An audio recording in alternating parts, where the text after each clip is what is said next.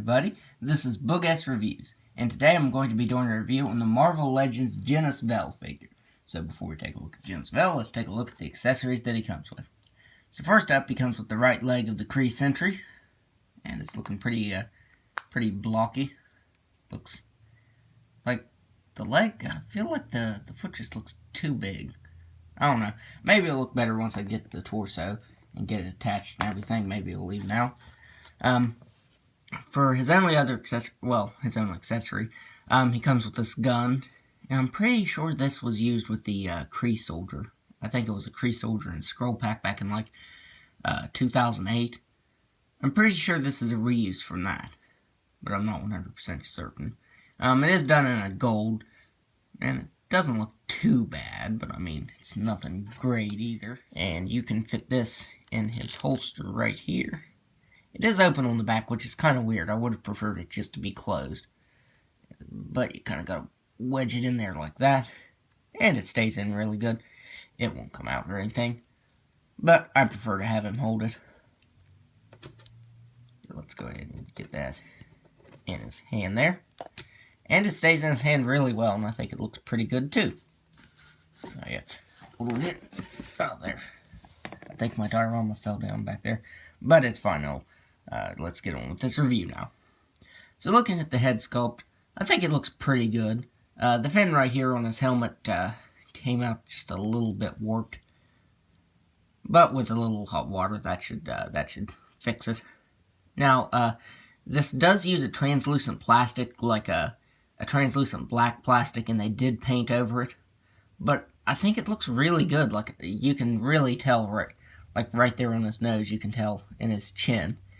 If you're looking at it through the light, you can see it there. That they did kind of use a translucent material. Kind of like for Cloak. I don't have the figure, but I've watched some reviews of it, and Cloak was kind of like a translucent bluish-black plastic. So that's what Hasbro did with this, like right there on his shoulder.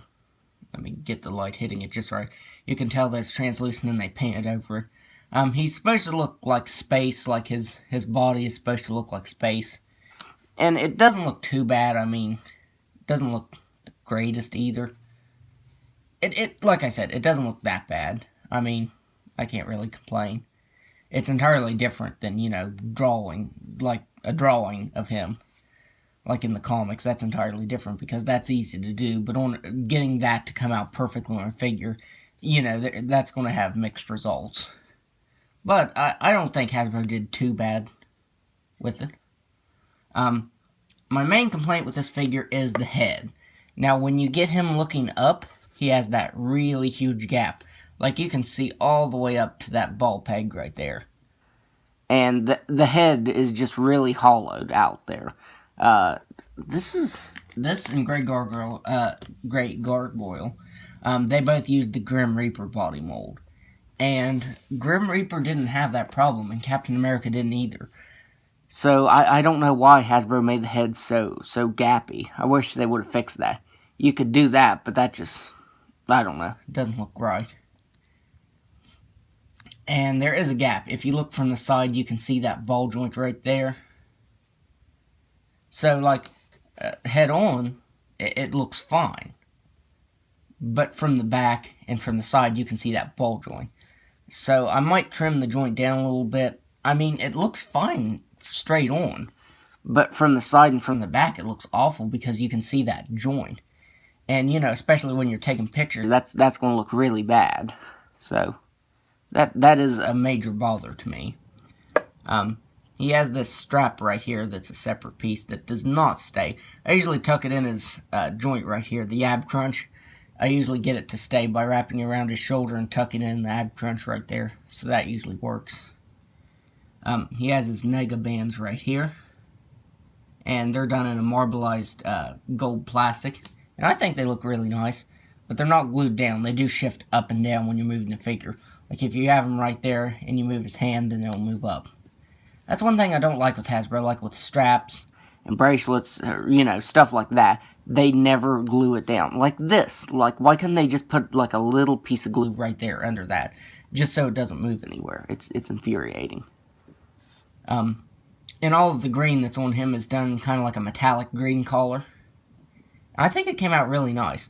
Although right here on his feet and his like on his thighs right here, it's done in that metallic color. It's painted on. But on his boots right here, it's cast in a like a shimmery, marbleized plastic. I don't know. I think I would have rather them paint the green one, because I think that metallic green came out really nice, and it definitely looks different. Like his boots right there, you can tell that it's like a separate piece, like it's actually cast in that color. And then there's the back of him. And one thing I did want to mention is his shoulder pads severely hinder his articulation, which I will show here in a few. Because now let's get into the articulation. He has a ball-jointed head that can look back all the way, like he can look up really far. And he can look down really far, like he can look down all the way. And then you can get him doing that since he has plenty of room to move under there. He can move his head side to side. He has ball-jointed shoulders that can only move out that far. The shoulder pads are glued to his shoulder right here.